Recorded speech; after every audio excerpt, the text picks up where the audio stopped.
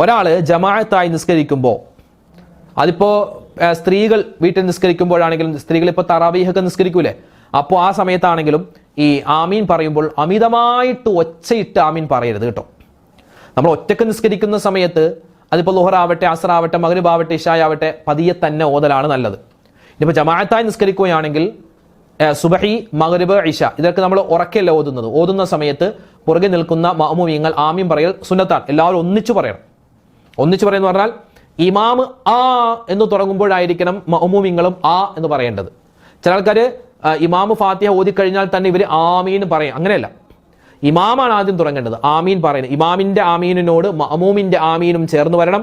ആ സമയത്ത് മലക്കുകളുടെ ആമീനും ചേർന്ന് വന്നാൽ അവിടെയുള്ള എല്ലാവർക്കും അല്ലാഹു തആല പുറത്തു കൊടുക്കുമെന്നൊക്കെ നമുക്ക് കിതാബുകളിൽ കാണാം കേട്ടോ. അപ്പൊ ആ കാര്യങ്ങൾ ശ്രദ്ധിക്കണേ. അന്നൽ മലായികത നുഅമ്മിനു മഅ തഅമീനിൽ ഇമാം. അതായത് ഇമാം ആമീൻ പറയുമ്പോൾ മലക്കുകളും ആമീൻ പറയും. അപ്പൊ മലക്കുകളുടെ ഇമാമിന്റെ ആമീനിനോടായിരിക്കണം മഅ്മൂമീങ്ങളുടെ ആമീൻ ചേർന്ന് വരേണ്ടത് കേട്ടോ.